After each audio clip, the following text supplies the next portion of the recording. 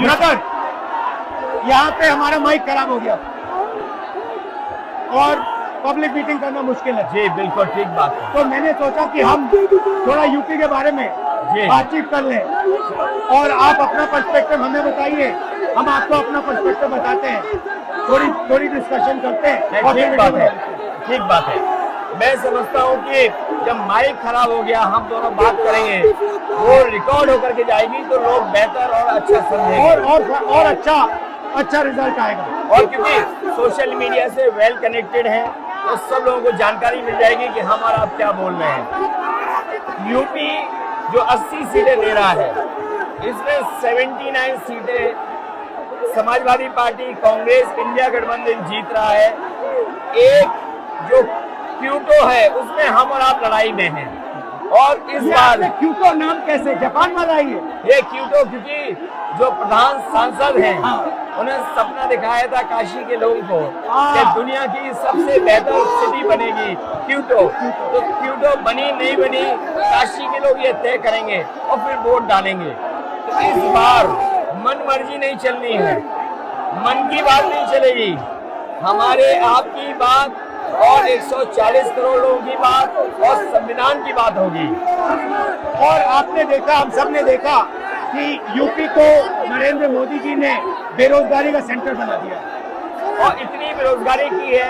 ये जितने बच्चे दिखाई दे रहे हैं, ये दिखाओ, वो लोग हैं दिखाओ जो अग्निवीर या पेपरवीर, जिसकी वजह से इन्हें नौकरी नहीं मिली है और ये सब रोजगार नौकरी चाहते हैं। बीजेपी ने जो झूठे सपने दिखाए थे इन्वेस्टमेंट मीट के, जो झूठा सपना दिखाया था डिफेंस एक्सपो का, जो सपने बेचे थे G20 में, लेकिन इन नौजवानों को न नौकरी मिली न रोजगार मिला, आज ये खाली हाथ हैं।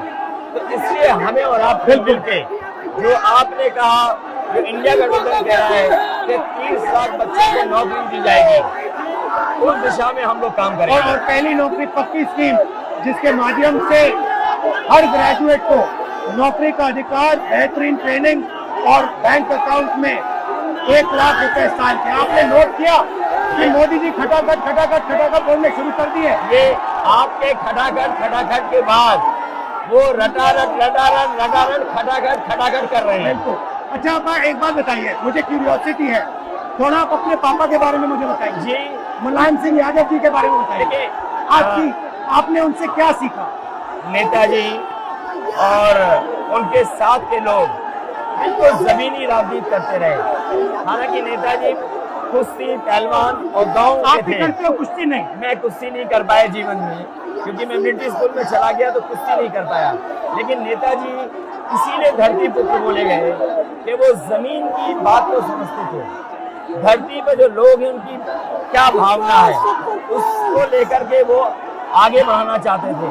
और आपका इस क्षेत्र से और इस शहर से आज का लगाव नहीं है, न जाने कितने सालों पुराना लगाव है। जो इमोशनल कनेक्ट आपका इस शहर और शहर से है, वो शायद और किसी राजनीतिक परिवार का नहीं होगा। तो नेताजी से उनका हार्डवर्क और अपने लक्ष्य के लिए लगातार काम करते रहना, जो गैर बराबरी की लड़ाई डॉक्टर राम मनोहर लोहिया यहीं लड़े थे। हालांकि हमारी आपकी विचारधारा की यहाँ टकराव रहा, लेकिन हमारे व्यक्तिगत या जो सिद्धांत में कभी समझौता नहीं हुआ। सिद्धांत को लेकर के हमने आपके साथ खड़े हुए और कई बार खड़े हुए, और आपकी भी पार्टी सिद्धांत से बहुत करीब रही समाजवादियों के। बट मुझे लगता है कि अब एक नई तरीके की पार्टनरशिप बन रही है, क्योंकि जो इस बार हमारा कोऑपरेशन है, शायद पहले ऐसा कोऑपरेशन नहीं हुआ। मतलब बिल्कुल सब जुड़ गए।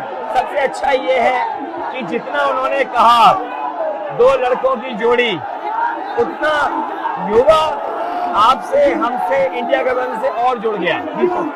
तो ये नेचुरल अलायंस है, और नेचुरल अलायंस इसलिए लोग महसूस कर रहे हैं कि वो चाहते हैं कि नौकरी और रोजगार मिले, नौकरी और रोजगार मिले। तो ये बड़ी भावना है कि हमसे, आपसे ये यूथ कनेक्ट कर रहा है। सबसे बड़ी बात, महंगाई की चोट सबसे ज्यादा इन लड़कों को लगती है। हमारी थिंकिंग है और आपकी भी है कि ये जो 22-25 लोगों को नरेंद्र मोदी जी ने पूरा का पूरा धन पकड़ा है, उसको ठीक करने के लिए जो हमारे युवा हैं, माताएं बहनें हैं, उनको डायरेक्ट बैंक अकाउंट में पैसा देना। देखिए, ये जो लोगों के पास पैसा पहुंचने से जो अर्थव्यवस्था को लाभ मिलेगा, मैं समझता हूँ इनका भाग्य भी बनेगा और देश की अर्थव्यवस्था ही बेहतर होगी। ये जरूरी स्कीम है कि इनके अकाउंट में पैसा पहुंचे, जिससे थोड़ा बहुत जीवन स्तर इनका भी अच्छा हो। नरेंद्र मोदी जी डिबेट से क्यों डरते हैं? क्योंकि वो सच का सामना नहीं करना चाहते। पूरा उनका झूठ का गुब्बारा है। वो बीजेपी और बीजेपी के लोग मन मर्जी से चलते हैं, अपनी मर्जी से चलते हैं, और उनको लगता है कि डिस्कशन की कोई जरूरत नहीं है, क्योंकि वो सब कुछ जानते हैं। डेमोक्रेसी में जितना डिस्कशन होगा, जितने विचार एक दूसरे को हम सुनेंगे और एक दूसरे पे भरोसा करेंगे, उतना हमारा लोकतंत्र मजबूत होगा।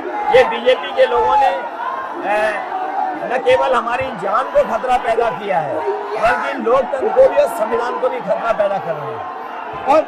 और इसका नतीजा दिख रहा है कि चाइना हमारी जमीन के अंदर आ गया, ये बेरोजगारी बढ़ती जा रही है, जो प्रोडक्शन होता है वो नहीं हो रहा है, और पूरा का पूरा एक्सटॉर्शन, ईडी, सीबीआई, ये लोग मतलब एक्सटॉर्ट कर रहे हैं। कई बार सुनने को मिल रहा है और सरकार स्वीकार नहीं कर रही है, लद्दाख की हमारी सीमाएं सुरक्षित हो गई, और अरुणाचल के आसपास या सीमा जो चीन से छू रही है वो बहुत असुरक्षित है।